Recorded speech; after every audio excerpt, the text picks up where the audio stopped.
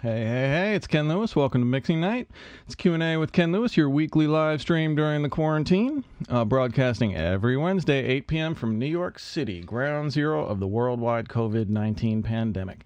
Man, if you are heading back outside, please mask up. It's the easiest thing to do, and I got a little secret for you. You can feel like a superhero. It's really incredible. I spent like 2 weeks in Tokyo before the shit really hit the fan, wearing a mask the whole time. I kid you not. Just reinvent yourself, be a superhero, mask up. It's dangerous out there, especially in New York City. So, hey, my name is Ken Lewis. I'm credited on 99 gold certified records, 57 Grammy nominations as a producer, mixer, engineer, songwriter, musician, vocalist, and arranger. Super big week for me this week. One of the members of BTS, Suga, side project this weekend called August D. The album is called D2, and I have 5 mixes on it. Boom. Great week for me. That's a huge score. That brings my total BTS mix number up to 35 mixes I've done for them now, including 3 on the latest BTS album, Map of the Soul 7, including the first single. So other recent work includes Taylor Swift, Mark Ronson, Juice WRLD, Dua Lipa, Rick Ross. I'm half of the production team Catalyst, me and Brent Colatello. We're currently producing Harlord, Des Rocks, Talk, and Scrizzly Adams. Scrizzly's got a big single coming out in June called Too Close to Fire. We're really excited about that. So there's a ton of really great stuff going on. But, you know, listen, we're all locked inside, and I know I'm not going anywhere. So, you know, while I'm kind of stuck in the studio and can't be around people, I wanted to do a live Q&A, show you all some cool stuff, maybe help you get past that puzzle you can't get past. You know, use my knowledge from the last 28 years to kind of give you guys back some knowledge during the lockdown. Man, do I have a killer show tonight. So I have acquired, I'm not going to tell you how, I have acquired a copy of the master tapes to Bohemian Rhapsody, and I'm going to be playing you the vocal intro to Bohemian Rhapsody tonight. Just really incredible stuff. I wanted to do a sprint mix of it, but my God, it would take me so many hours to mix that thing. So anyway, I'm showing Bohemian Rhapsody vocals tonight. It's going to be super killer. The sprint mix tonight is going to be an indie rock song called Blur. One of my favorites. Got cello, live drums, bass, guitars, vocals, harmony vocals. That's going to be a great one. That's coming up at the end of the broadcast. Story time tonight. I'm going to talk about Watch the Throne. Specifically, there's a bunch of great stories from Watch the Throne, but the one specifically is I got a call the very last day of the project to do an insane gig, and I'm going to talk about that at the end of the, maybe about 45 minutes in. So the insanity of Watch the Throne is going to be story time. What else do I got? Ann Mincieli is on the broadcast again. Ann answered a great question last week. Absolutely killer. If you guys missed it, you can go to previous broadcasts on my YouTube channel, which is Mixing Night, which is where you are now. And speaking of which, please like and subscribe, ring that bell. All that stuff actually really helps my channel grow. And man, it's growing like crazy. But I'm going to have Ann Mincieli on tonight answering one more question very specific to Alicia Keys. And it's a pre-recorded answer to a pre-submitted question, and she absolutely smashed it out of the park. I highly recommend sticking around for that, for anybody who really wants to get some great insights into vocals and stacking background vocals and things like that. Ann's really going to go in on an answer for that.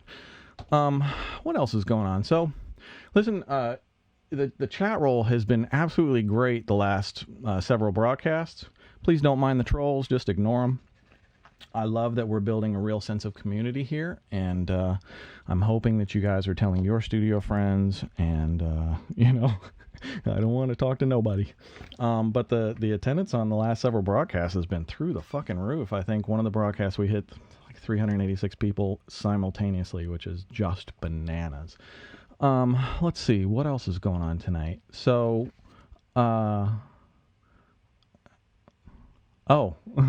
you know, in current events, I was super stoked for the NASA launch today. and they canceled at the last minute due to rain. So they're going to try again on Saturday. I don't know if any of you guys are space nerds, but I am like the biggest super space nerd of all time.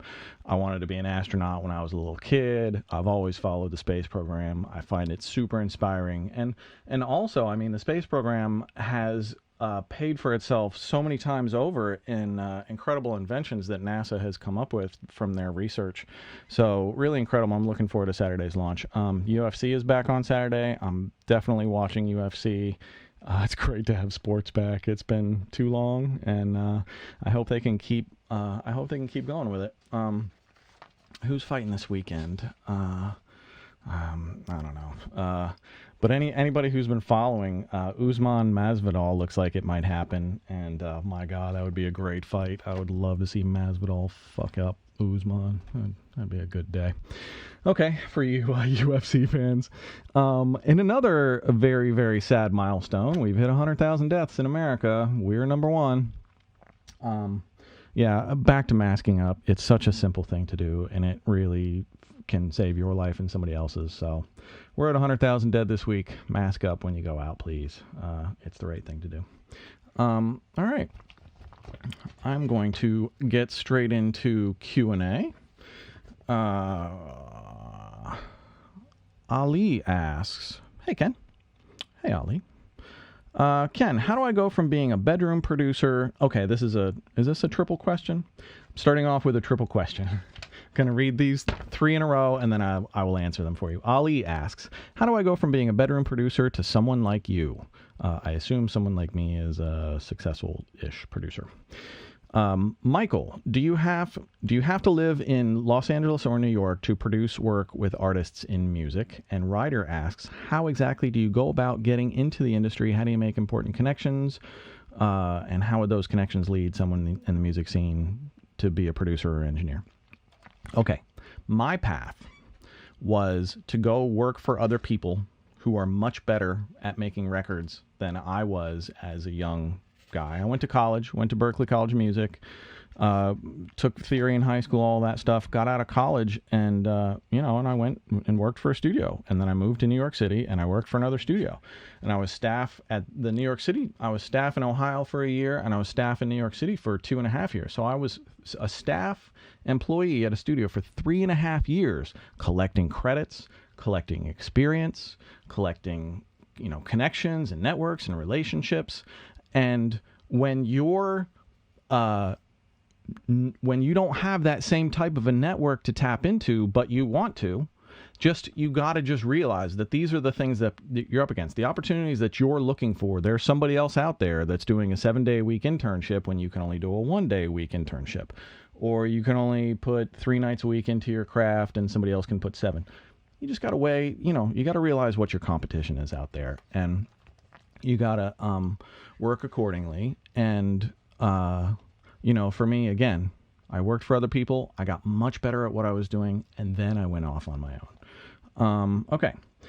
Max asks, hey, Ken. Hey, Max. Ken, how or why do you think you've gotten to where you are today? Looking at your credits, you seem to work a lot with choir production and vocals. Did you fall into vocal things, or have you always been keen on vocal production? I've always been into vocals as a producer, mixer, engineer. It's always interested me. I've always been very good at recording and good at guiding and good at hearing pitch and things like that. But the funny thing is, the reason that I started producing choirs had nothing to do with that. It had to do with Kanye West.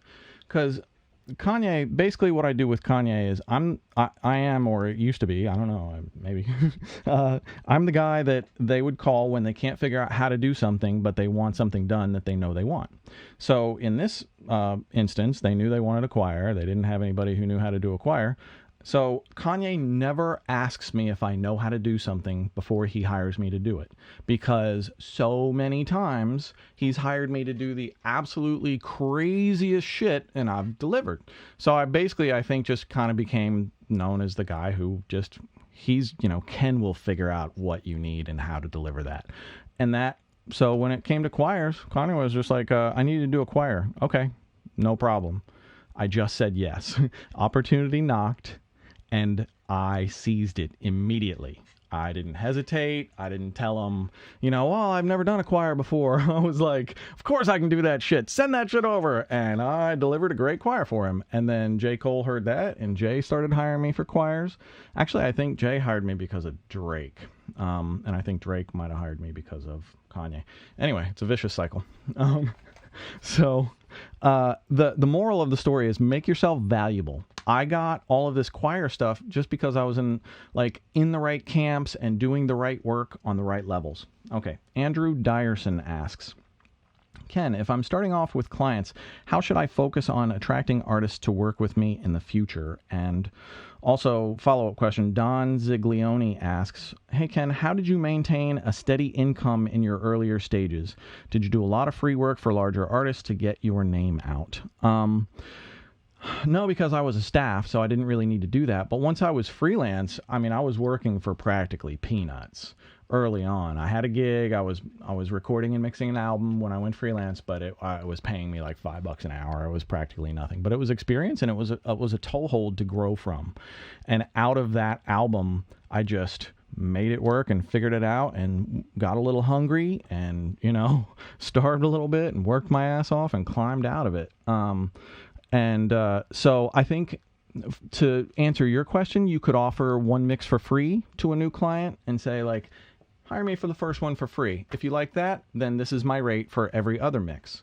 There's going to be people who get over on you and take the free mix and run and whatever, but it's just practice for you, So I would say credits are way more valuable than money.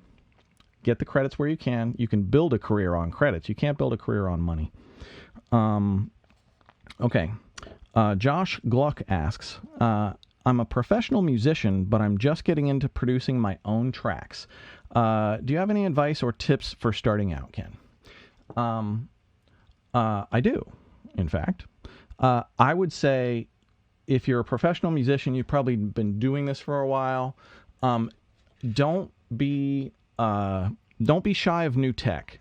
I think there's a ton of amazing new tech out there, especially stuff for your phone and your iPad and things like that are really, really incredible creation devices, as well as supplemental creation devices. So I would not shy away from new tech because that's where everything's going. And also do it for the love. If if you've been doing this for a long time and you're just now trying to start making money at it, it's going to be a hard road and it's going to take a while. Okay. Okay, 4 people asked the same question. Jesse, Rowan, Julian, and James all basically asked, how do you know when a song is done and it's time to step away? How do you not get lost in the never-ending tweak cycle? Well, nowadays, it's not that big of a deal. I don't get lost in that. But early on, sure. It's, I think it's really hard to know when you're finished, but I got you covered because I think it's supposed to be in the description for tonight's show. But on Sunday I just put out a new video, the 5 ways to know when your mix is finished. So I would encourage all of you guys to go to the Mixing Night YouTube channel and watch the 5 ways to know when your mix is finished. And I will give you the first of the 5, which is the pushback. So the pushback to know when your mix is done, this is just one of the 5 methods. It's just this. You push back, you get your hands away from the controls. So you can't change anything. Close your eyes and listen to your mix, start to finish, and don't touch anything. Your perspective is going to be completely different than the perspective that you just had a minute ago and for the last hour in front of the speakers. It's going to be a totally different listen. It's going to inform you in ways that sitting here and listening did not, and it's going to totally blow your mind. So that's one of the 5 tips. The other 4 are just as good. Check them out on my Mixing Night channel. Okay. Trevor asks, hey, Ken, what has been one of your it may not be the right way to do it, but it sounds good moments when mixing a track that you really enjoyed? Oh, I have something to show there. While I am pulling that up, I'm going to take a few questions off the chat roll. So fire away on the chat roll if you're out there. I'm taking questions all night from there too. I got people feeding them to me, so I'm not looking at the chat roll, but I got my guy who is seeing what you guys are posting and looking for the very best questions, and then he's going to put them in front of me. And here's one now. Launch Booking asks, "Hey Ken, what do you think of the Slate VMS ML-1 mic? Have you ever used it before?" Unfortunately, I've never used it before, but it is one of those things where I have only heard really good things about it, and that's no bullshit. I actually, from several people whose opinions I trust, say it's good. There you go, Launch Booking. Mixed by Science asks from the chat roll, "Hey Ken, if you only had a single pair of matched pair stereo mics, what would you choose?" C12s. Yeah. Elam 251s. I mean, something serious. But I mean, you know, like a matched pair. Here's some practical answers. A great matched pair of small diaphragm condensers would be AKG 451s. A great pair of large diaphragm matched would be U87s or Studio Project T3 if you're on a budget. If you want to go matched pair of ribbons, this Cascade Fathead that is my broadcast mic is fantastic. These things are cheap and they really sound great. Okay, Dawson Treadgold from the chat roll asks, "Hey Ken, how many mics do you put on a kick drum?" Great question, Dawson.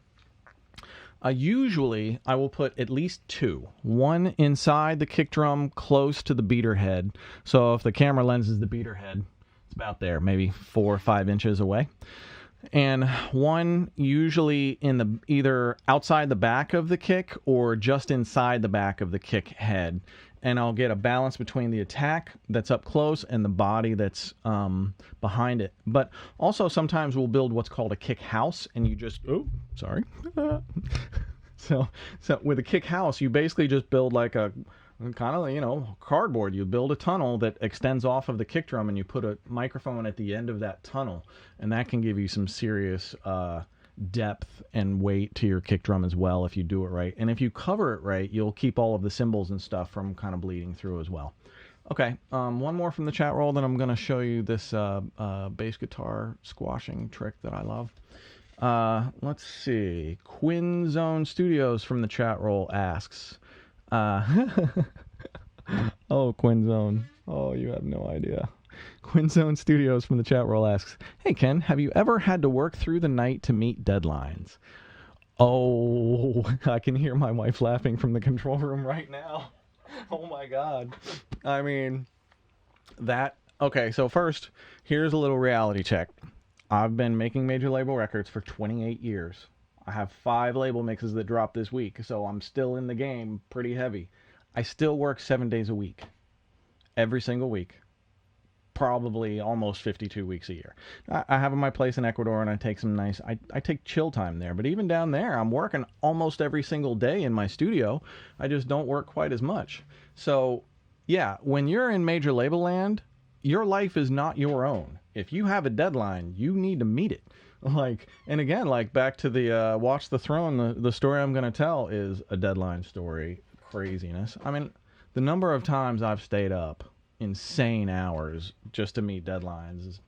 The flip side of that is it almost killed me. So I wouldn't suggest it, but when you got to do it, you got to do it. Okay, I'm going to show you guys this really cool bass trick. So I have this song from Skidmore Fountain called Blur. This song is, I'm going to sprint mix this song at the end of the night. So anybody who likes the song, you're going to hear it fully put together, hopefully well tonight. But I use this song to base my tutorial on Audio School Online. Sorry, let me back up. Who knows that I have a school?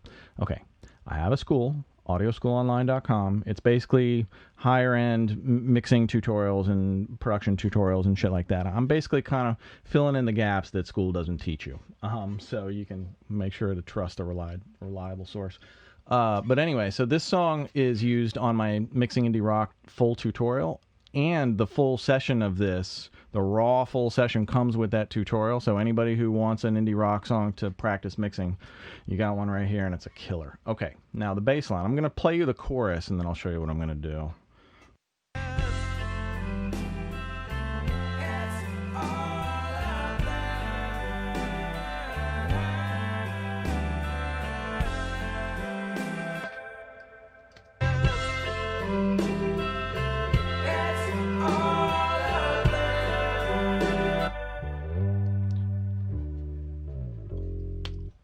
Okay, so I have this bass line, well recorded, well played, sounds really nice, but one of my kind of secret pro tips with bass lines is I like to smash them against the output of the channel until they start getting a little bit fuzzy. And it gives me two things. It gives me a little bit of fuzz for the ear to latch onto them and identify them more easily in small speakers. And it also gives me a bit of compression. Not as much as you would think, but it definitely also compresses the sound. So let me show you. I'll just start from very scratch so you can kind of go through the whole. So here's my nothing done to this bass line. All right, it's a bass. I'm gonna put UAD Fairchild 660 on it. This is the type of plugin is somewhat inconsequential. I usually use the UAD LA2A. Let me use the LA2A. Either of these two, I just use LA2 on bass more than I do on more than I use Fairchild on bass. Here we go. Okay. So I'm not going to use the LA2 to compress it. I'm going to use the LA2 to just smash it. So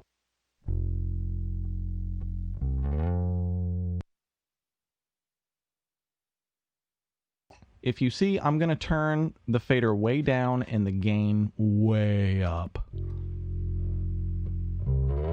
Hear it getting fuzzy?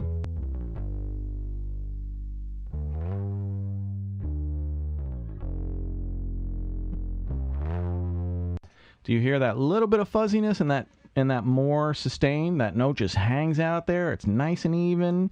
It's a little bit fuzzy, but it's not like ratchet distortion. Give it another listen.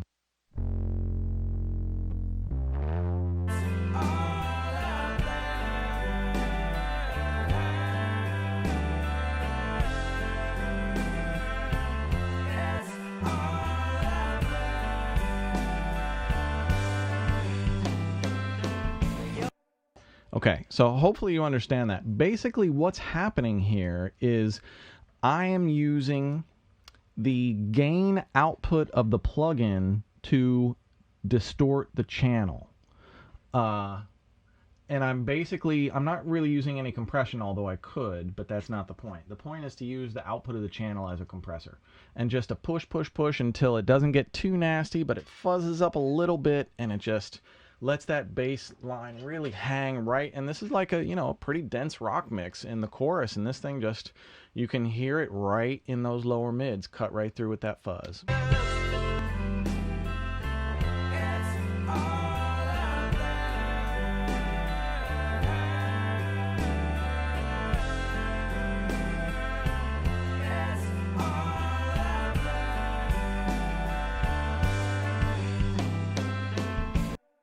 That's all I'm doing is smashing the output and no gain reduction.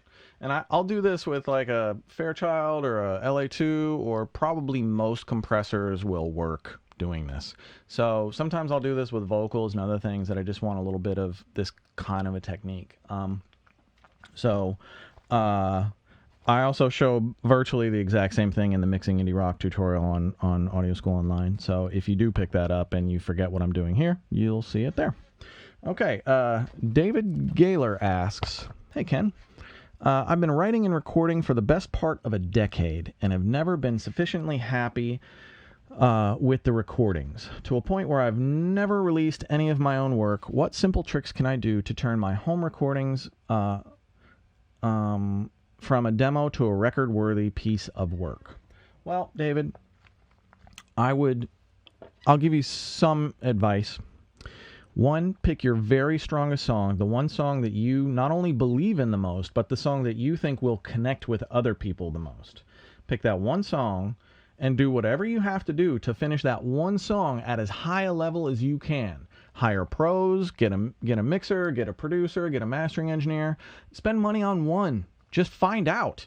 I mean, 20 years from now, do you want to be asking yourself, well, if I had spent that $2,000 making that song perfect, I wonder how it would have sounded. Whereas I guarantee you, 20 years from now, if you spend that grand or two making that song the best you can make it, 20 years from now, you're going to hit play and you're going to be like, damn, money well spent. And that's why I'm always back to, you got to do this for love. You got to do it for yourself first. When I hear my work back, it's a buzz. I like this shit. It's fun. Of course, this stuff is fun.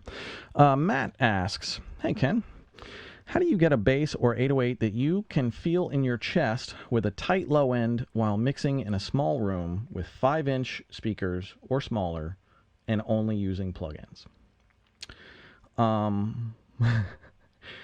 This is a 3-part question. It's all the same answer. Steve Gordon asks, hey, Steve. When mixing hip-hop records, do you use a subwoofer with your monitors? And C. Reynolds asks, how can I increase LUFS levels and get mixes to translate on multiple monitoring systems when mixing on a less than ideal room with no acoustic treatment or in headphones? You know what the answer is. You know what the answer is. The answer is you got to treat your room. You're never going to hear the sub on a 5-inch speaker. You got to get, even if you don't have a good sub, if you get any kind of a sub and dial it in at least enough that okay, this Jay-Z record has this Kendrick record has this, my record has this, and you can kind of A-B and hear what's going on down there. Because if you can't hear what's going on your subs are going to be a disaster. You absolutely need to know how to hear down there. And also, so for mine, I run dual JBL subs in my studio. So not only do I want loud subs, but I want accurate subs that don't fold up. And real quick, headphones. These are my Audi's LCD XCs. They're closed back, really fucking expensive, but they carry the best low end of any headphone, period. They're amazing. So I also like the Audio-Technica MTH50s, not the X's, not the one with the cable attached. Not the one with the cable that detaches, the one with the cable that's attached. The 50s, not the X's. The 50s carry great low end for like $150 headphone. So if you can find them, they don't make them anymore, so you kind of got to scour eBay for them until you find them. But if you find a pair, those are a great suggestion. Okay. Off the chat roll. Leah asks, best advice for becoming a better songwriter. Leah, you got to write every day. That's not necessarily true. I think some of the best advice for becoming a songwriter is become an observer of the world. You need to be always paying attention to input sources that are feeding you what might be lyrics or song concepts or crazy moments. I'm always kind of bouncing around words in my head and trying to pull two different ideas that don't go together and see how they work. And there's a whole bunch of things that I think you can do to be your own unique and creative writer, but writing every day is one of the biggest things, or writing a lot. And also picking your very best songs, just like I just gave the advice before. Pick your very, very best song and make sure you're really going over your lyrics and delivering the best lyric that you can, the most captivating, without trying to outcool yourself. From the chat, Aron says, do you necessarily need a subwoofer? If you're going to mix with speakers and you're mixing urban music, you need a subwoofer. You just do. Some sort of subwoofer. You need to know what's going on. Unless you have a sub in your car and you're cool with going back and forth, A-Bing, you need some way to hear what's going on. So either headphones that carry that 808 or speakers that carry that 808. Little 5-inch speakers that don't have a 808, you're going to be putting way too much 808 in your song. I'm just warning you now. Mitch Rossi asks from the chat roll, can you explain compression a bit? That's a big one, Mitch. Here's the real layman's basics. Compression basically is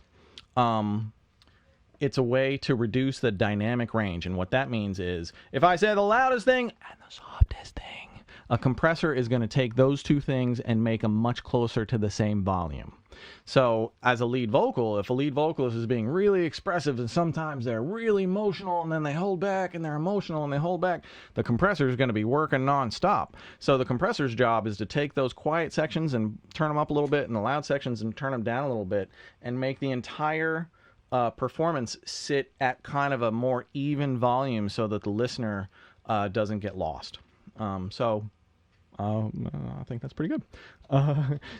Street Glide asks, hey Ken, do you still have the Lotus? I do. I was just trying to take it out for a spin and the battery is not working, so maybe I'll get the battery fixed tomorrow.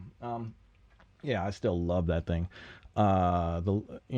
Every spring I'm like, maybe I'll sell the Lotus, and then the first warm day and I take the top off and I hit the highway and I'm like, no fucking way, this is the funnest car in the world to drive. Sorry for the slurping. Diego asks, hey Ken, when you're working as a producer, what are your insights on compositional intention to get the song or feel out of the song?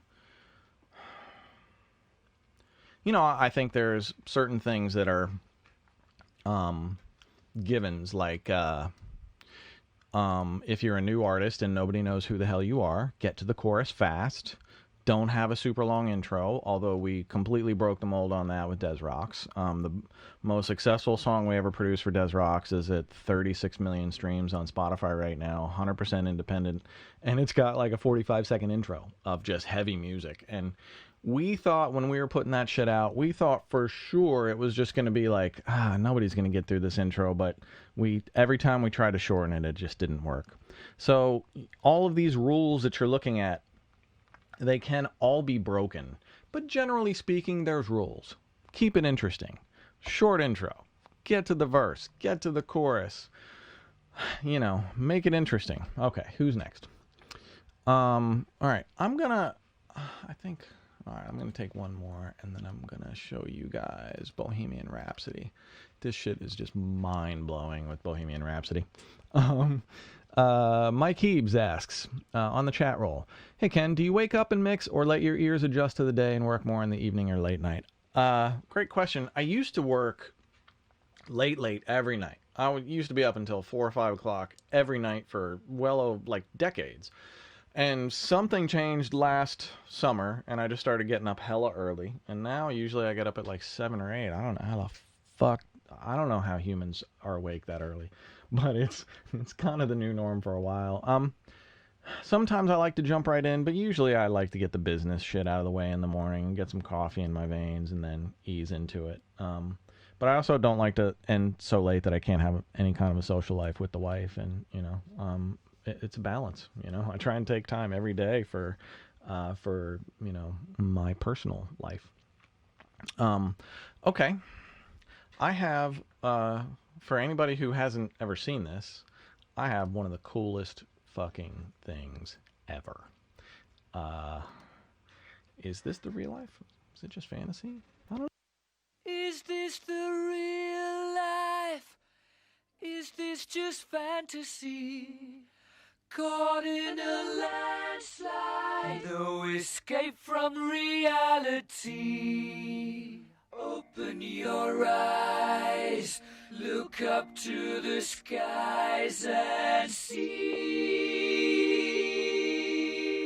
I'm just a poor boy, because I'm easy come, easy go, little high, little low.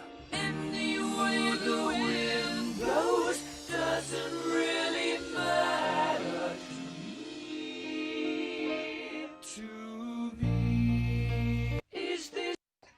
Unbelievable. Okay, so I'm not going to tell you how I acquired this, and I don't know where I'm sure it's out there. Anyway, I have it. And I've actually, one of my story times on maybe 2 or 3 weeks ago was about Mike Stone. And Mike Stone recorded all of this, and I ended up working for Mike Stone on a Foreigner album that he produced. And Mike Stone taught me how to comp vocals. So the guy that recorded Bohemian Rhapsody taught me how to comp vocals, which came in really handy when I got the Soul Asylum gig that I also had the story time about, and Butch Vig needed vocal comping, and I did it there. Okay, back to Bohemian Rhapsody. You guys don't give a shit about that. All right, I just think this is really cool because here's, I think there's 14 tracks. This, you know, my first instinct was, let me put some reverb on this, let me compress it, let me blah, blah, blah. I decided after listening to this that the only thing I needed to do was pan it a little bit. So this is completely dry, no compression, exactly as recorded. I'm sure they recorded it with compression, and it sounds like it was probably an Elam or a C12 or something amazing, U47. And it's just incredible that Freddie Mercury was able to sing these so perfectly because there's no correction after the fact back then. No compression, and he basically used his own voice to kind of feed and swell, and you can hear all of the ins and outs. It's absolutely fascinating. So there's no other like super reason that I'm showing you guys all this other than to give you insights into how somebody at the very, very cream did it. So just for something interesting, I'm going to play you the first 6 tracks, and then I'm going to play you the last 6 tracks, and then I'm just going to play them all together. So here's the first 6 tracks of Freddie. Is this the real life? Is this just fantasy? Caught in a landslide, no escape from reality. Open your eyes, look up to the skies and see. I'm just a poor boy, I need no sympathy, because I'm easy come, easy go, little high, little low. Do you hear the out of tune stuff on this? I mean, that's the amazing thing.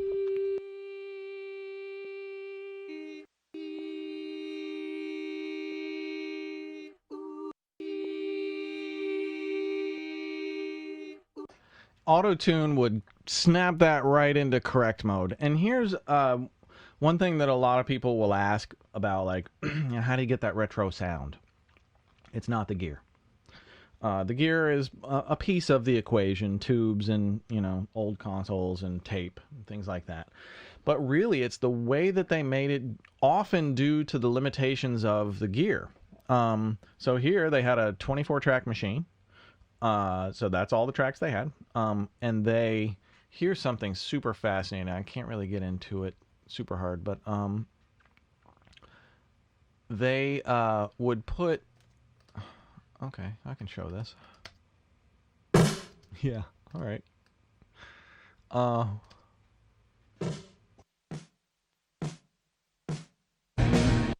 That's the snare drum track on the same track as a Freddie Mercury vocal. And I wish I could show you all of this stuff, but there was a ton of stuff that was, a guitar track was later on the same track as a vocal, a drum track was on the same track as a vocal was earlier. They had all of this stuff, and you got to realize back then there was probably no automation on the console. So they're probably patching things all across the console, and between the mixer and the assistant and probably the producer, there's a dance going on. And they're constantly bringing in and out different channels depending on what's patched there, and they've got markers on the faders, and it might be, okay, at 1 minute, fader 11 goes from -10 to -5. And stuff like that. And you've got we used to do this stuff all the time. It was mind-numbing. But whenever you would work on an old Neve, this is kind of what you would need to do. So I'm going to play the other half, the other tracks, so you can just hear more of what's going on with Freddie, because it's just so fascinating. And then I'll move on to something else. Okay.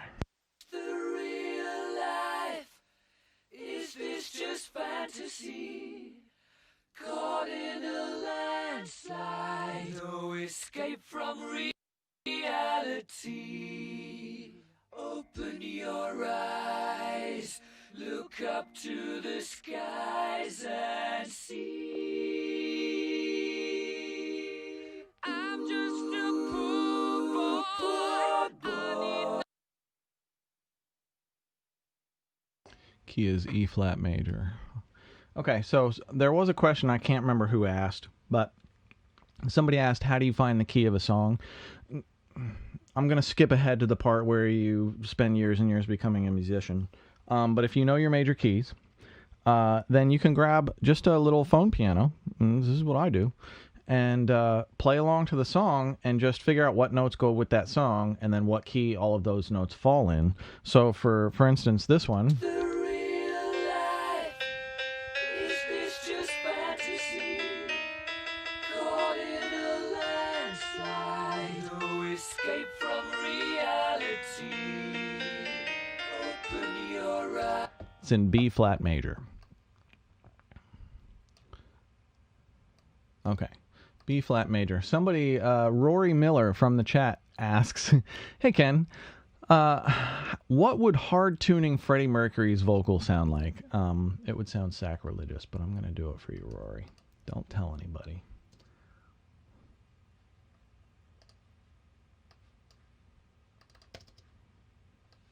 Caught in a landslide. Escape from reality. Open your. Nope.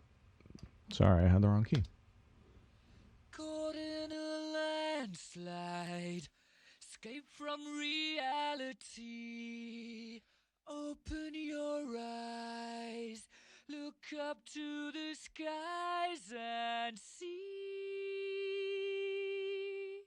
That's usually about where I put my auto-tune, is about retune speed of 30. So let's listen to a retune speed of 30 on Freddie and see what it sounds like. Caught in a landslide. Escape from reality. Open your eyes. Look up to the skies and see. Okay, so one thing about auto-tune is if all of these backgrounds had auto-tune, they would not sound as big. And that's one of the other things about the way records used to be made, is without auto-tune, you have all of these tiny imperfections between every single take. Auto-tune corrects all those imperfections and makes everything more similar. But with all of these imperfections, you have like the Freddie Mercury effect, and you build this wall of sound with everybody kind of, you know, ever so slightly off. But in the grand scheme, it just sounds like music. So we all got to remember that that's what we're doing here. We're all just making music. Okay. I'm way behind on questions, but let's see. I am going to go to Bo. Bo asks, sorry, back to, feel free to follow up on the chat roll with like Bohemian Rhapsody questions or any other questions on what I'm showing as I'm showing it. And if there's something you don't understand, or if there's something I can kind of expand upon or explain better, then let me know. And speaking of the chat roll, how are you guys? Hope you're all doing great out there. Good to see you. I don't know how many are on the live stream, but one of these weeks we had almost 400 people simultaneously join the live stream at one time. We had over 9,000 fucking joins live. I don't know how the fuck that happened, but I hope it happens again. Wherever you are out there, put me in your live stream turn. Okay, Bo asks, hey Ken, how do you stop amp vibrations from picking up low frequencies in your amp mics? Usually you put an amplifier speaker cabinet up onto something to isolate its vibrations. Usually like a piano bench with a blanket on it, or like the road case that the amp travels in, or something to really minimize those frequencies. Usually the only thing you have to do with the microphone itself is put the roll-off on. You don't have to like isolate the stand or anything. I've never had to. Okay. And when miking guitar amps, just as an aside, I usually use 2 to 3 microphones on the amp, and I'll usually spec out the entire cone of every speaker and find the very best sounding places and mark them, and then go through and find my favorite of my favorite, and that's where all my microphones go. And then I make sure that my time alignment is correct, my phase issues, and then everything is kind of supporting and enhancing each other. And then you can really blend tones very nicely once you get some different mics up in different spots on a good speaker. Okay, Greg Clark asks, hey Ken, do you have one role, for example, engineer, songwriter, or producer, that you feel is more significant than any other in relation to achieving success? Or are they equally as important? Well, the first thing to know is, Greg, is that most people do one thing at a top level. Yeah, Manny American and Serban are mixers. That's all they do. They mix. Mark Ronson's a producer, artist. Everybody has their niche. I'm kind of the guy that fucking kind of figured out how to do everything, and which is, it's tough because, like, I'm not the pinnacle of any one thing. I guarantee you, if I just wanted to be a mixer and that was my only goal, I would be like, you would be mentioning Ken and Serban together. Like, we kind of came up at the same times. I was mixing the same level of projects. I just didn't want to be the guy that only mixed. I wanted to also produce and write and, develop artists and all of that kind of stuff. So, it's tough. Specializing is much easier to go further. But I feel like you need to wear more hats nowadays. So I don't know if that helps you or not. Javi asks, hey Ken, what inspires you to switch up your normal approach at creating? I like to travel. I write well when I travel. I like to embrace new tech. I create on my iPad a lot. I like it. Collaborating with people is always a great idea when you find people that you collaborate well with. And that's the problem with collaboration. You're probably going to collaborate with 10 people before you find one that clicks really well. But that might be your new partner moving forward, so you never know. All right. Quantarius asks, hey Ken, when I'm dealing with delay and reverb, should I apply it to vocals before or after recording? You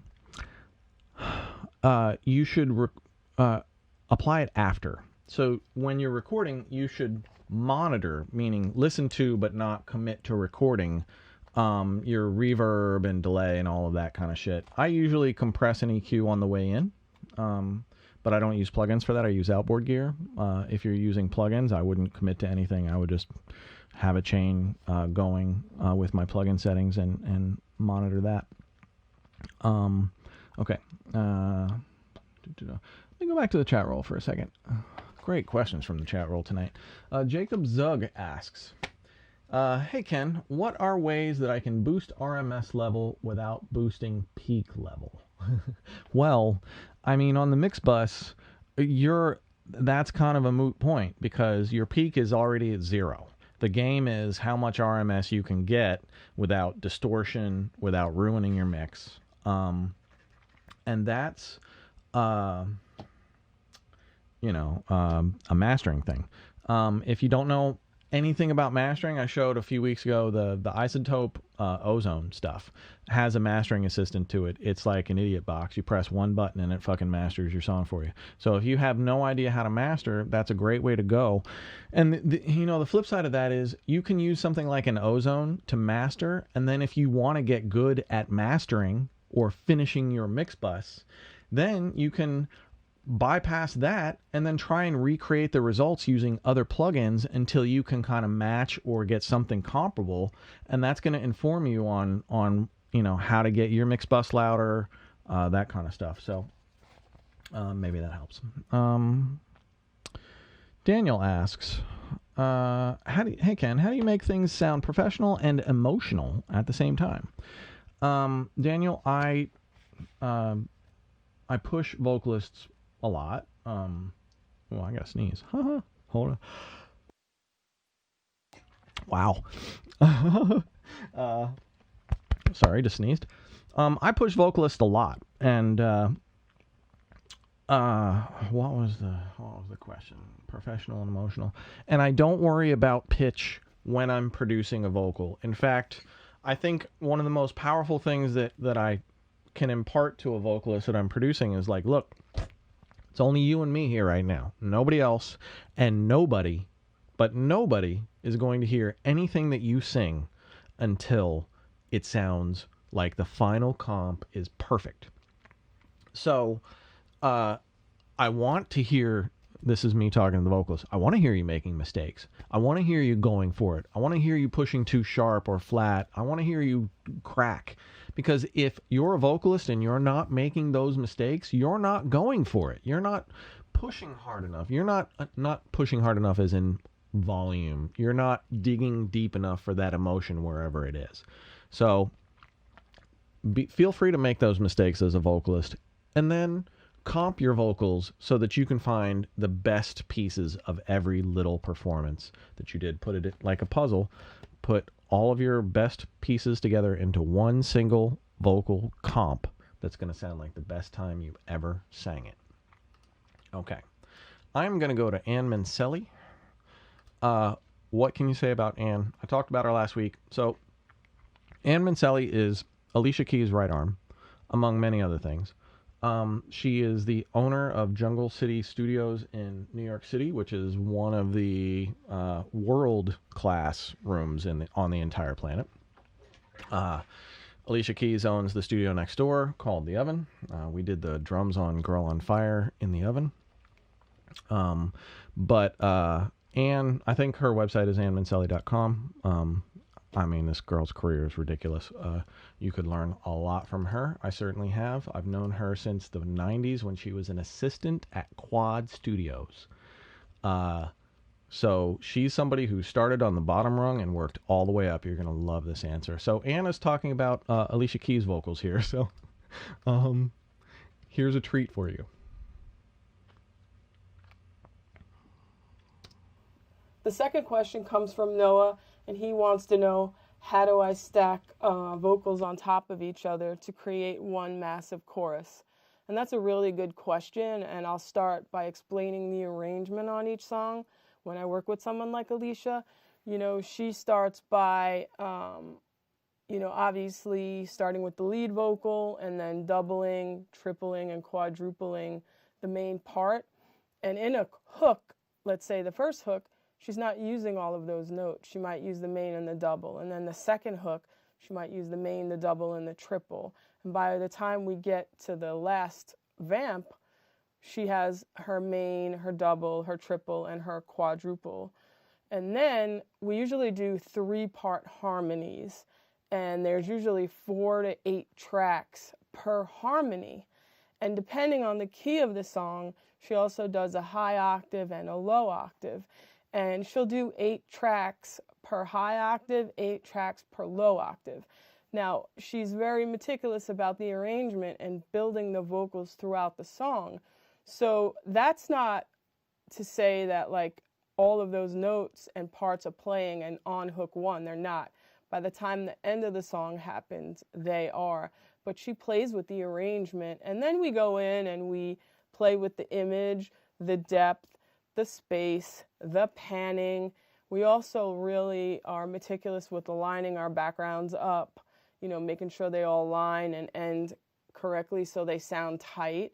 And I love to pan. I always think of like a choir. I have vocal stacks and I treat them as a choir where I have the lows, the low mid, the mid, the high, the octave, and the low octave is in the middle, and I pan and I spread on out as I go higher. The most highest notes are hard pan, and the most lowest notes are kind of panned almost in the middle, maybe 10 to 15% or 20%. And what that does is it gives each part its own little space.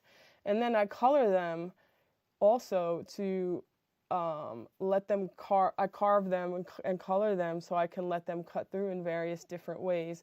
On the low end, I might add some high frequencies. On the high notes, for them to not sound so brittle, I'll try to warm them up sometimes. So I'll use the reverse of what some people do, which is on the highs, they might cut some of the lows out.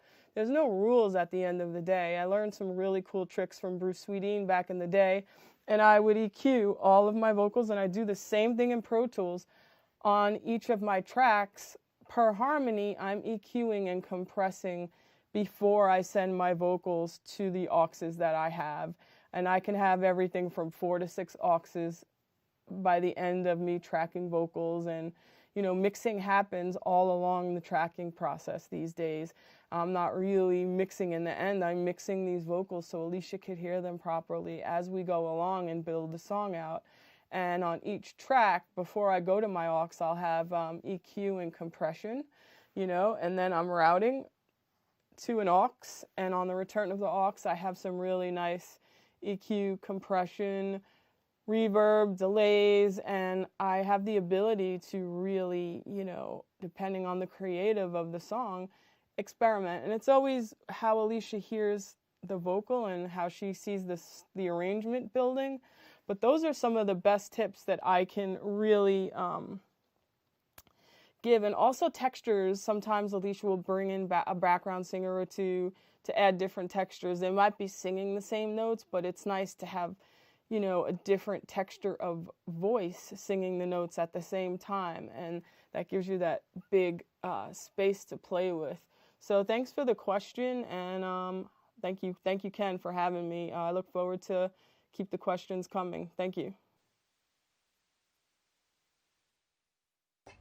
Man. All right.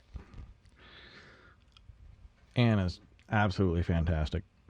I mean, absolute wealth of knowledge. And she's also really, she's active with the Grammys and education and things like that. And I'm sure she's immensely inspiring to so many girls out there. So any girls out on the broadcast, check out Ann Mincieli. She is a super inspiration to me especially.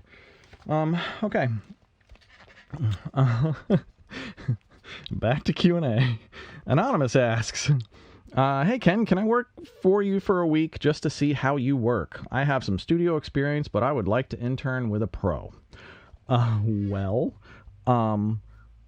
Anonymous, this is all about you. Me. What can you get out of it? What do you want? What are you going to benefit from it? I don't have the time. Understand that whenever you're asking something like that, you're asking somebody for their time. Even if you were here doing nothing, you're still asking me for my time. And if you're serious about it, then find a better way to approach it. And that's, well, I think we might have put this in the here's a much better way to approach it. Miguel asks, what are qualities that make a good intern? How do you stand out when you are interviewed as an intern? That is a much better question. So David, I think it's going to be in the description of the rebroadcast. I wrote this rant on Gear Sluts called How Not to Land an Internship. So if you Google Ken Lewis, How Not to Land an Internship, or if I think it's just in the link below. It's basically your roadmap, your Bible on how to set yourself up to get the internship. Everything to do. I wrote it ages ago, but the information is all still very, very sound. Colleges have used it for their curriculums. I mean, trust me, if you want an internship somewhere, go read this. It will be your guide. Okay. Mike Heebs won my tutorial off of the chat roll while Ann was playing, so I think he also asked a question, so that's why he won. Mike Heebs asks the question, hey Ken, do you have a comping tutorial at Audio School Online? Funny enough, you just won it. So yes, I do have a vocal comping tutorial at Audio School Online. Basically shows you everything that I do and how I do it. Vocal comping to me is, I almost have never produced a song that I haven't heavily comped the vocals for in my entire career. So I thoroughly, wholeheartedly believe in it as a process, and as a creative process, because you want to allow the singer enough freedom and time to get comfortable and to shake off the scared nerves and to find a way to give you their best performance. Which is not exactly an easy thing to do when you're trying to give the performance of your life and you're an artist and you're nervous and you're not in the studio much. Yeah. Okay. Comping is the thing for me. I wanted to play here. Here's a good question. David asks, what were qualities of your first couple really good mixes that had your What were qualities that your first couple really good mixes had that your previous ones didn't? How did you come to know those discoveries, or how did you make your mixes better? I don't know. I think I'm going to play you a little bit of the first kind of notable song that I worked on. This was 1993. This is a big reggae artist named Don Penn, and two huge reggae producers named Steely and Clevie produced this song, No No No, for Don Penn. And then they came out to New York and they did a remix, and I recorded and mixed the remix. And so the song was basically so big that my honeymoon was a year later, and I'm down on the beach in Antigua in the Caribbean, and I got these 3 hair braiding ladies all braiding my hair, which is about as long as it is now, completely out of control. And they're like, so what do you do? And I'm like, I make music. And they're like, what do you do? And all I said was, I just worked on Don Penn, No No No. And as if on command, the 3 of them start singing practically in harmony the hook together. I was like, oh shit. That's kind of when you know, like, you've been a part of a big record. I didn't really realize that it was that big of a record internationally until that moment. So here's like a minute of Don Penn, No No No. I recorded and mixed this when I was, I think, 23, maybe 24. Yeah, burn it. That's not it.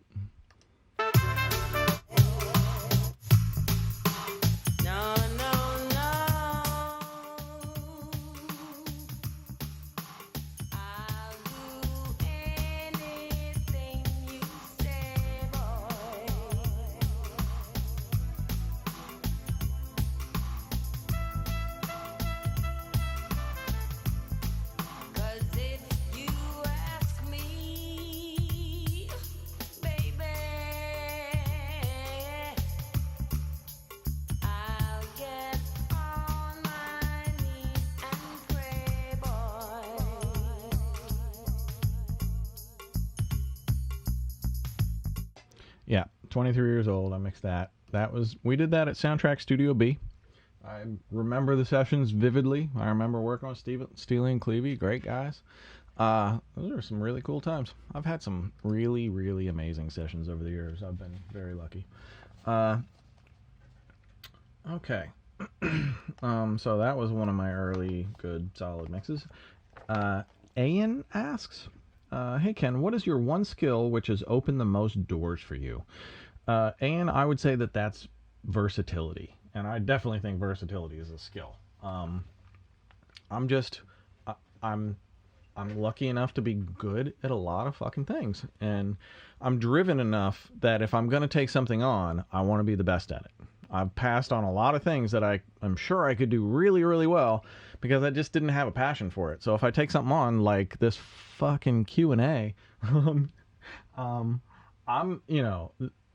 we are putting in a shitload of time on this broadcast, but I'm having a blast doing it, and I feel like I'm growing from it. And I think there's a whole bunch of unintended consequences when you put yourself out there in a meaningful way. And this is an artist lesson as well, because, I've reconnected with people through this broadcast, and other great things have happened that would have never happened if, the pandemic didn't happen and I was just like, well, I'm locked down and I can't go outside. Let me do a broadcast. So, I think putting yourself out there and just making sure that if you take something on, you do it seriously is a big deal. All right. Can I show that? Maybe. I might. Yeah. Sure. Okay. Thomas Murray asks, hey Ken. Hey Thomas. Hope you're doing well. Can you tell us how you would use mid-side EQ to add excitement to a chorus or a mix? I can, and I will. Okay, and I'll read it again. How do you use mid-side EQ to add excitement to a chorus or mix? Okay, so if you don't know what mid-side EQ is, that's the first lesson. I'm going to put a Brainworks BX Digital which is a mid-side EQ across the mix bus here. I'm back on Skidmore Fountain Blur.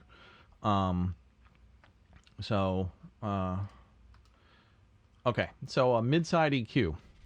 Mono section only affects what's dead center in the middle, right in the middle. Okay? Nothing else, none of the sides. This section, the stereo section, only affects what's on the sides, but nothing in the middle. So, sneeze again. Jesus. So I'm going to use the stereo section to brighten up the high frequencies of the mix a little bit and just give it a little bit of sizzle. Usually I probably wouldn't do this on a whole mix. I would probably do it on a background vocal or something like that, like stacks of backgrounds. I would maybe spread out the upper side frequencies and excite them a little bit. But let me do this on the whole mix and see what it sounds like.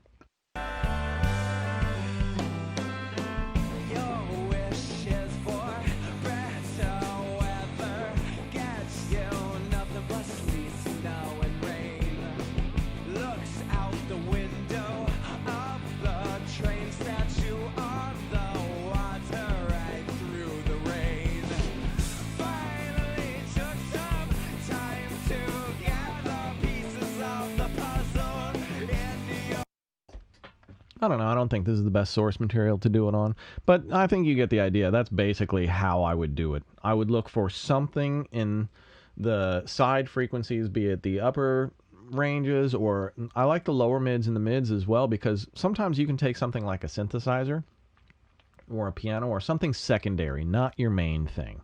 Something secondary that, you know, isn't going to be your main driver, and you can use something like BX Digital to take one band and put it way, way, way wide, or just a little bit wide, and then all of a sudden you have this, something is outside of the speakers, but it's not so out of phase that it makes you start turning your head sideways. So it gives you this width without destroying your stereo image in the center. But the more you do side EQ without middle, you are incurring phase, so you got to be careful. Okay. I think I'm going to do story time. I keep sneezing. Hopefully I don't sneeze through story time. All right. So, story time is Watch the Throne, or specifically the last day of Watch the Throne. I've been working with Kanye forever, since like 2002. So I had already done like 5 gigs on Watch the Throne, and I get this call at noon on like a Tuesday, and it's Noah Goldstein, one of Kanye's guys. And he says, Ken, can you do a horn section today? Sure I can. You need to have it delivered to the Mercer Hotel by 7 p.m. It's noon. That's a horn section. So they wanted me to write and arrange and record and deliver an 8-bar horn arrangement with a 4-piece section. Well, that was my choice. By 7 p.m. in person, and it's noon, and I'm an hour out in Jersey. So which is complete insanity. So I call up my ringer horn player, Danny Flam from the New York Brass, who played all of the horns on the Kanye All of the Lights that I did. And Danny was in Israel, so he recommended somebody. Long story short, I have 4 horn players that I'd never worked with before. We recorded at Mad Pan Studios in the city, which is no longer there, but it's right in Midtown. I got the players by 2 o'clock. I drove in at 2:30. I wrote the parts in the car, listening to the loop of music in my head. Just wrote the horn arrangement kind of in my head as I'm driving in. I get there. I scratch out super basic parts for the horn players, put it all in front of them. Basically, still have to teach them the parts in real time and what I'm singing to them and shit like that. But they get there at 4 o'clock. We record the horns from 4 to 6 p.m. And we get it, 8 bars. They leave. I clean up the horns from 6 p.m. to 7 p.m., blend them, EQ them, compress, effects, all that shit, making them polished up and nice. And then I throw them on a memory stick, hop in a cab and go from Midtown down to the Mercer Hotel at breakneck speed and go to the Mercer. So for Watch the Throne, they had locked out the 3rd floor of the Mercer Hotel. It was only for the Kanye camp. And they had 3 studios set up there. So I go up to the 3rd floor of the Mercer, and I go up and see Mike Dean and those guys, and hand them the memory stick, and they... that was the very last night of the album. The album closed that night. And so from call to delivery in 7 hours on a horn section for Kanye West. So whenever you get that big opportunity, that moment that you just got to drop everything you're doing and throw down and be your 100% best, I hope you've been practicing at your 100% best all that time up until that moment, because you don't want to have to switch on your 100% best at the very moment where you need it most. You want it to feel like just another day at the office. Oh, Kanye called? Okay, cool. What do I got to do today? Let's go. And that's what it is. And if you're always practicing, you'll be ready for it. Okay. I'm going to get into a lightning round. Sorry, here's an aside.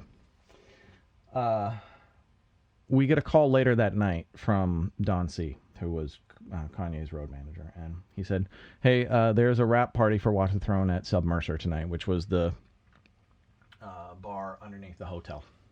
And they locked it out for a private event. There was bottles of fucking Ace champagne everywhere. It was just ridiculous. It was a who's who of everybody who you wanted to know was in the building that night. And as it's getting a little bit late, it's midnight 1, and Kanye is pretty drunk by then, and it's thinning out a little bit, and he sees me across the room, and he calls me over.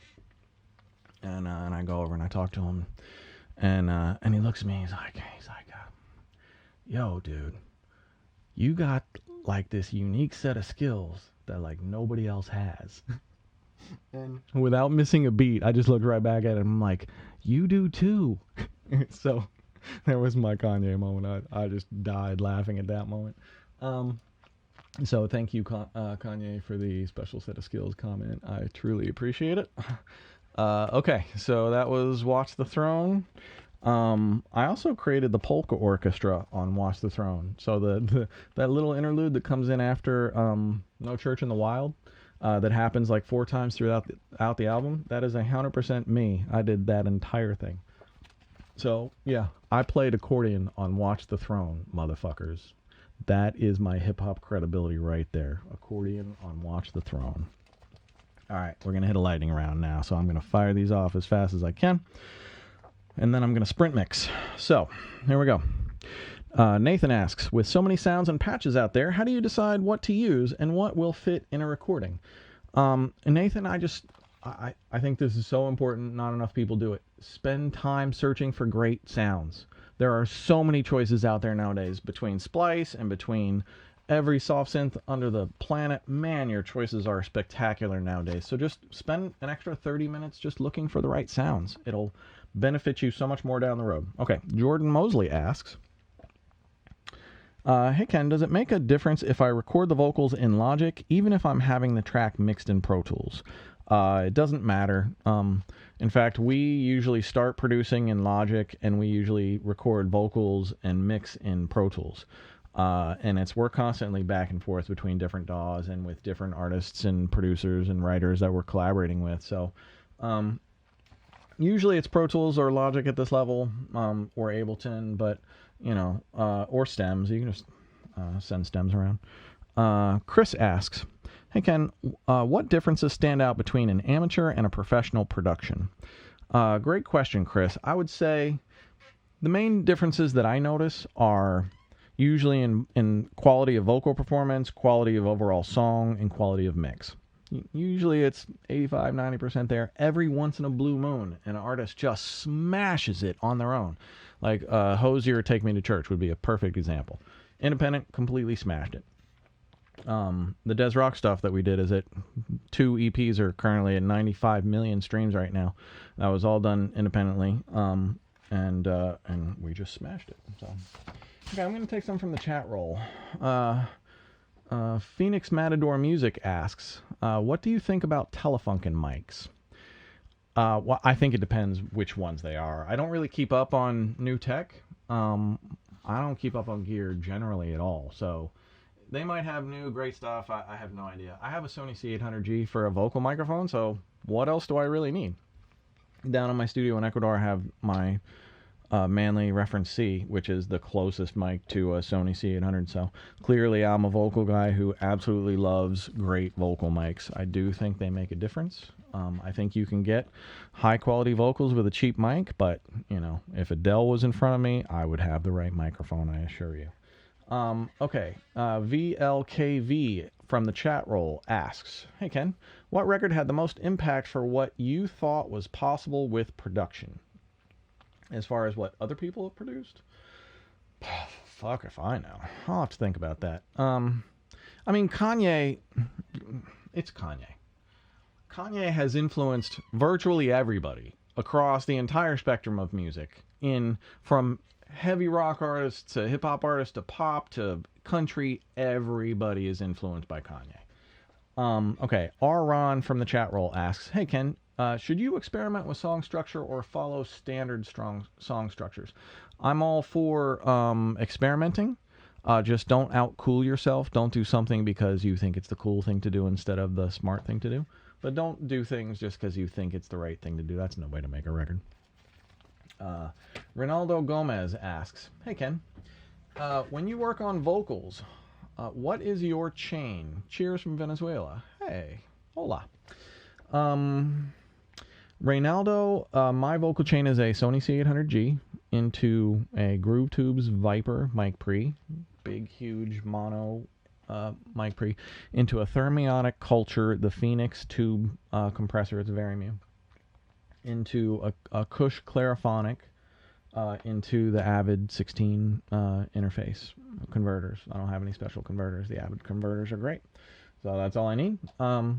It is hands down the best vocal chain I've ever heard, and I've put it up against a bunch of other chains, and it's never lost.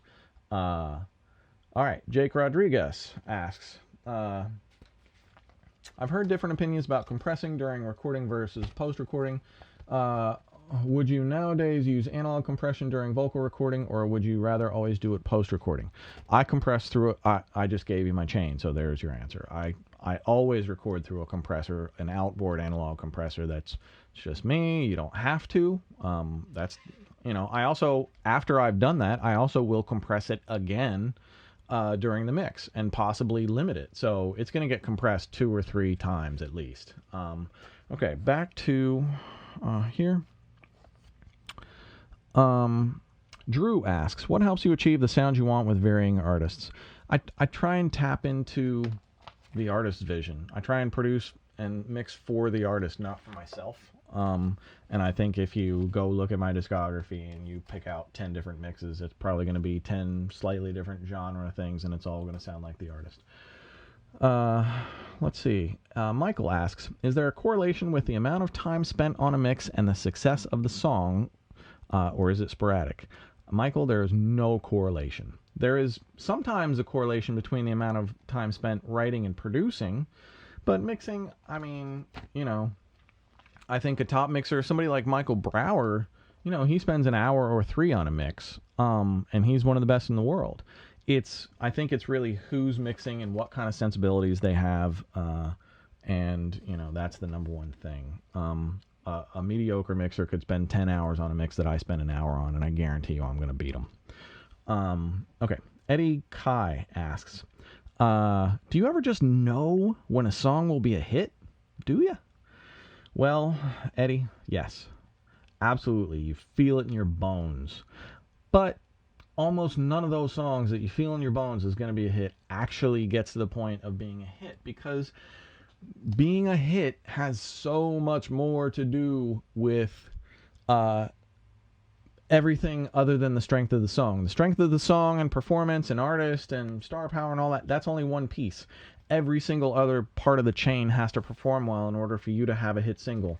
Your radio department has to work it well at radio. Your marketing has to go. You got to tour. You got to do all of these things in order to make it a hit. So this idea of what a hit is has a lot to do with who your entire team is and how hard they work for it. Assuming you've given them a hit quality song. Trips Moolah asks, hey Ken, what's the secret sauce besides staying consistent and bringing quality production? Trips, the secret sauce is sriracha. I gotta tell you, the secret sauce is sriracha. That shit'll keep you going. No calories, burning hot. Ben asks, Ken, should I go to bed or should I make a cheese toastie and then go to bed? Somebody sounds baked right now. Ben, of course, the correct answer is eat the damn cheese toastie, get baked, go to bed. You'll sleep like a baby. Jaskirat Sira asks, how do I expand on my overall production skills and how to show my music to more people? I'm only 14 now. All right, Jaskirat, this is a marathon, not a sprint. Take your track shoes off, put distance shoes on. You're 14. I really started making records on my 4-track recorder in my basement with a purpose at 16 years old. I didn't make a dime in the music industry until I was 23 years old. I didn't get any worthwhile credits until I was 21 or 22. I got my first gold platinum record at 24.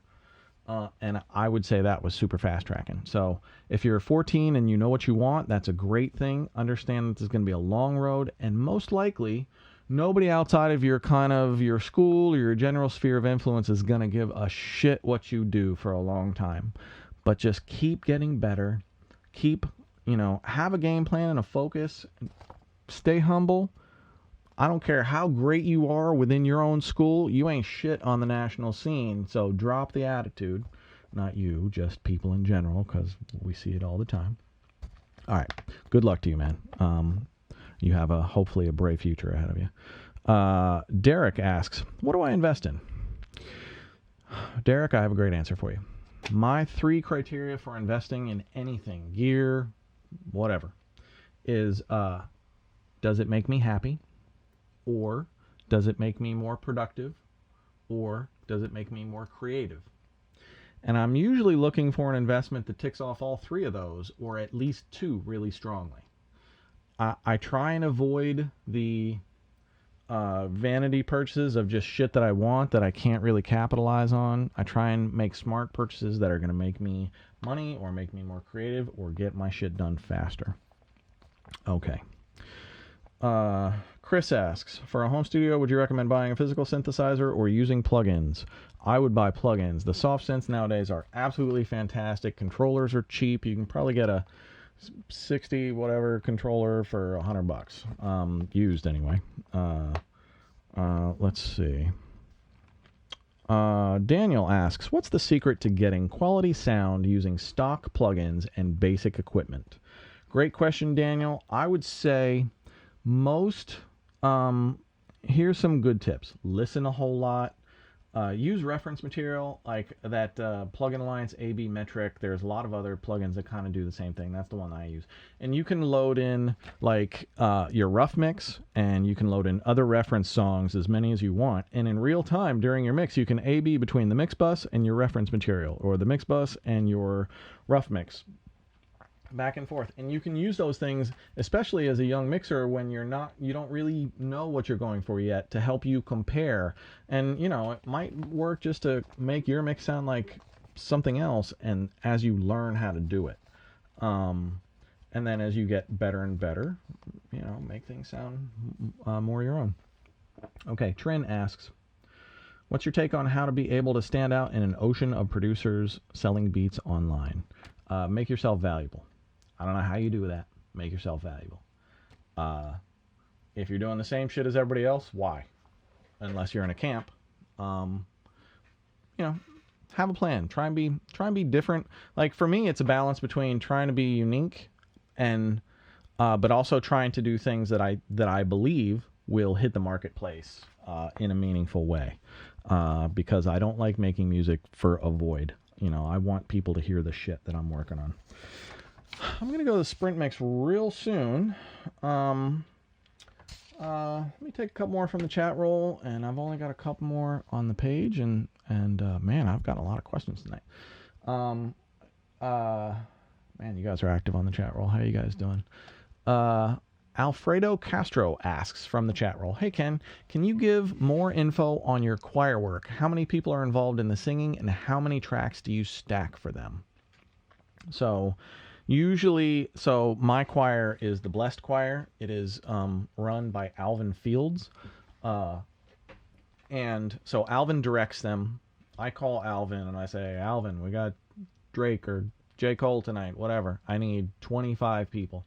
I think J. Cole, the Born Sinner album was, I think, 28 vocalists. Most of the Kanye stuff has been 25-ish, almost 30. And the Drake, Lord knows, I think was about 20 or 22.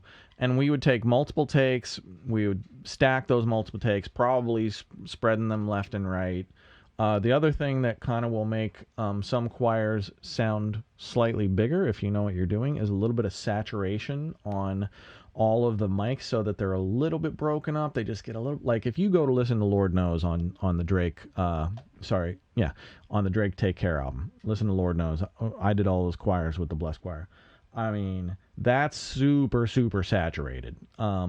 So you can kind of hear the effect, and it just makes it sound bigger, and it makes 20 people sound like there's 60 or 80, I think. But there probably is 60 or 80 by the time I'm layering all those parts in. So the other thing is we'll cut usually one note at a time. Every now and then we'll cut like a 3-part harmony with the whole choir. But usually we're picking one note on one part, and we're doing that note, and we may double, triple it, whatever, and then we're stacking on top of that, and it's just this layering process. It's very similar to what Anne was talking about with layering Alicia's vocals, kind of only with choirs. Lottie Die asks, hey Ken, what's the most crucial habit you implemented that most significantly influenced the success of your career? La-di-da, I would say it's a 7-day work week, which is still active. I work 7 days a week. I almost always have. I would like to take more days off. It just doesn't seem in the cards for me anytime soon, but maybe. Duke asks, what is the most common quality or skill or tendency you found in all of the artists that you've worked with that has been a catalyst to their success? Great question, Duke. I've known a lot of artists before they were famous that all have this quality, like Kanye, 50 Cent, Shine, Cruella, Ariana Grande. All of these people had this insane work ethic and grind. Somebody like Ariana or even 50 has this. They have this it factor. Whatever it is, Ariana has more of it than virtually anybody I've ever met than Usher. The moment she walks through the fucking room, it changes. It's just some people just have that thing, and somebody like Ariana just has that thing. Kanye, like the first time I was in a room with Kanye when he was a producer, I didn't know he had any aspirations to be an artist, and he was sitting on the back couch rapping non-fucking stop for like 2 hours with a couple of his boys, and I was there working on a Memphis Bleak song with him. Memphis wasn't there, so it was just us, and I was up at the console and he was just back there spitting non-stop, and I started listening to him. I'm like, I thought he was just a producer, but clearly this guy is like a Zen level artist. I can't believe everybody passed on him. What a bunch of deaf motherfuckers. That's how you know that this industry is just a bunch of chasers a lot of times. Like, you know, the same stuff that might get you signed next year, you play for a record exec this year, literally the exact same stuff. And they're like, meh. And next year you're in a bidding war and all of a sudden they want in. This shit happens all the time. It's just the way it is. It's part of the business. Okay, it's getting late, so I think I'm going to go to the Sprint mix. Okay, one more. Mike asks, thinking of the road that led you here, what was the first record you ever bought? I think the first record I ever bought was AC/DC Back in Black. What a fucking legendary album. What a great one to start with. Okay, I think I'm going to go to the Sprint mix now. So, for those who haven't seen me do a Sprint mix yet, I'm usually ending my broadcasts this way. And what I'm doing is I'm taking a song that I've already mixed, and this one's going to be Blur by a group called Skidmore Fountain that I used to produce. And this song I based an audio school online tutorial called Mixing Indie Rock around this one, so you can pick it up there. But okay, so why sprint mixing? This original song had probably 50 or 60 tracks, and I probably spent 5 or 6 hours mixing it and really, fine-tuned it.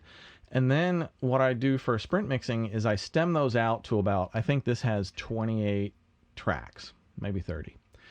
And so I've pared it down a little bit, and some of the stems are already pre-mixed, so it's more about balances. But I have 10 minutes from faders down to a finished mix to get this thing going. And it's about 30 tracks, so you figure 30 tracks in 10 minutes. You have approximately 20-25 seconds per track to make a final decision where it goes in your entire mix. The song is already 3 minutes 49 to begin with. So how do I mix a 10-minute song, a 4-minute song in 10 minutes? Well, I'm going to show you. So, and the great thing about sprint mixing from an instinct level, the way I have them on Audio School Online, I have them in levels, level 1 to level 6. This is a level 6, so this is Jedi level. Starts at intern level, super simple. If you need to learn how to mix, these are your absolute roadmap to get there. And so you can envision this like how to create a rough mix at lightning speed. Say your vocalist is sitting right next to you, ready to sing, and they're waiting on you, and you're not going. So these sprint mixes, that's what it helps. So I'm going to put 10 minutes on the clock, and faders down to finished on Blur. Thank you for hanging out on the broadcast. It's been a great night tonight. It was a crazy day. We were scrambling behind the scenes on this one. Okay, I'm going to stop stalling and fucking put my money where my mouth is. Skidmore Fountain, Blur, 10 minutes on the clock. Ken Lewis, Mixing Night, Q&A with Ken. Thanks for joining me. Here we go. Boom.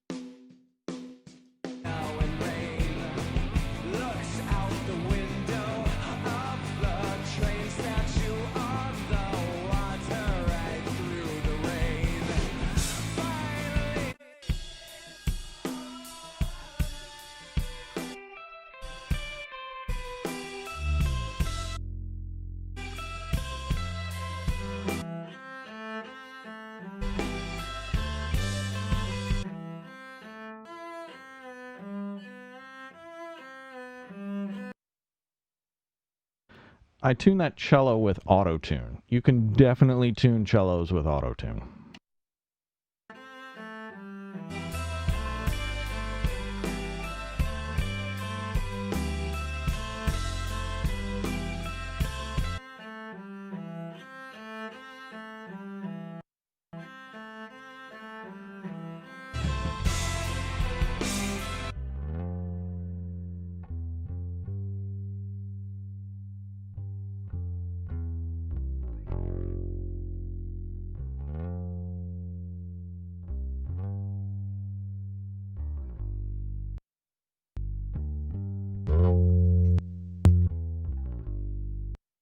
I'm spending too much time on plugins, but I'm having fun.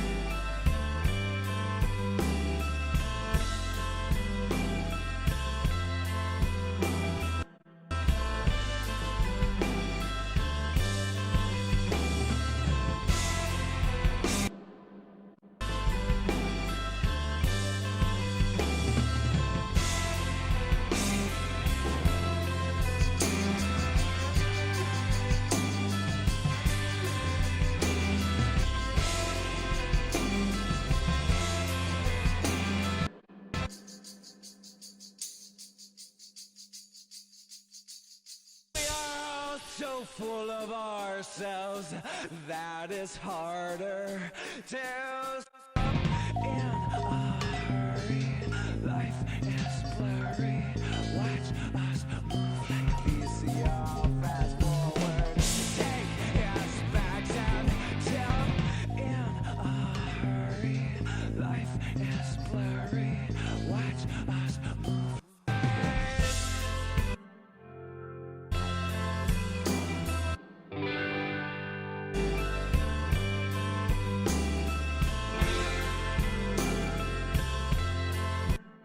That guitar is one side through a Leslie and the other side dry.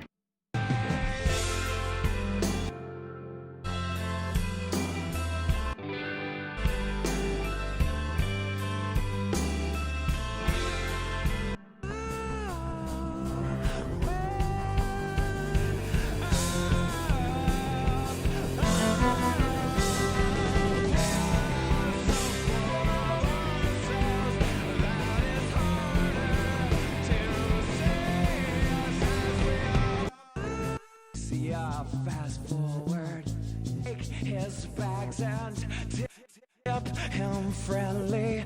Lose yourself. We are so full of ourselves that is hard.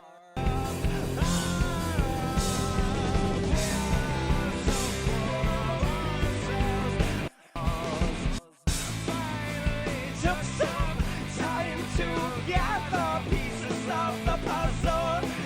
New York, take it for granted. Let it slip away, blame it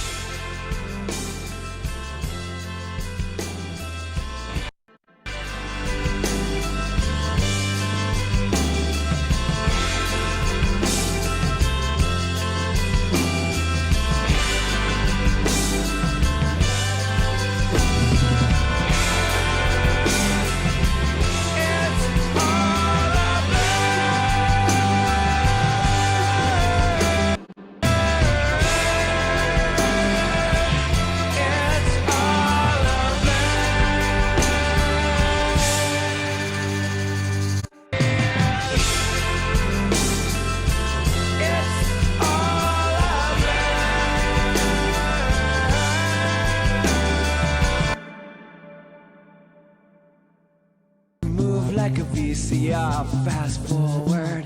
Take his bags and tip him friendly. Lose yourself in plastic candy dolls. In the city, she looks pretty anywhere else, just like a bad disease. It's all of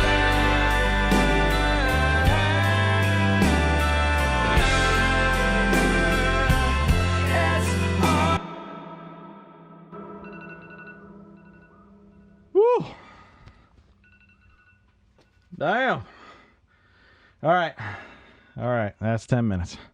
I'm not sure if the bridge actually came together. I think the bridge came together okay.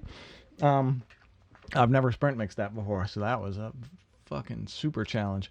All right, so I'm gonna ride out, let you guys hear my final sprint mix of Skidmore Fountain Blur. Let me just cue up a loop here. Here we go. Come on. Thank you for joining me tonight. I hope I got to your question. If I didn't get to your question, then tune in next week, ask again, or ask me a different question, and I will try and get to it. Thanks for hanging out tonight. Please like and subscribe to the channel. I'm growing like a weed, but that stuff actually really helps, and I definitely appreciate it. And here is Skidmore Fountain Blur 10-minute sprint mix. Thank you for joining me, everybody. I'll see you next week, 8 p.m. New York City time, live from the studio.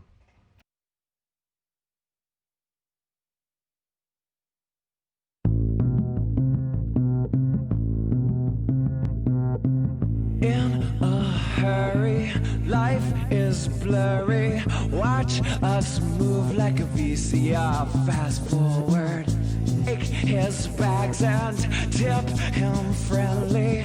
Lose yourself in plastic candy dolls.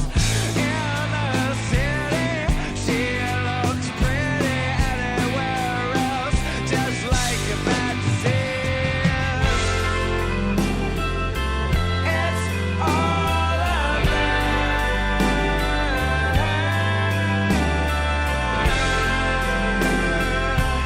It's all of Your wishes for better weather gets you nothing but sleet, snow, and rain. Looks out the window of the train, statue on the water right through the rain. Finally took some time to gather pieces of the puzzle into your York.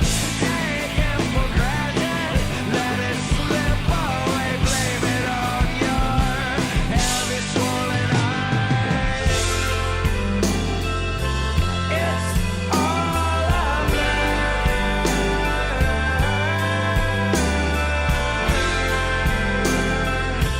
It's all of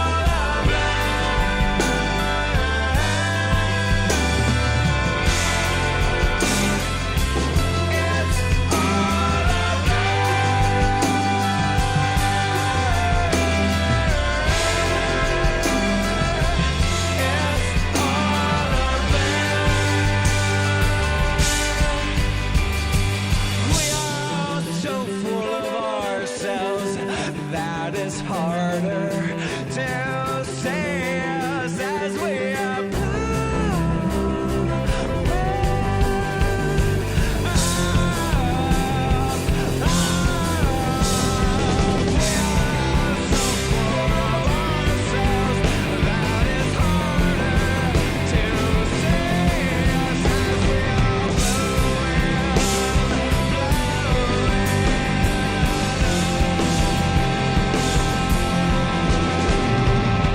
in a hurry, life is blurry.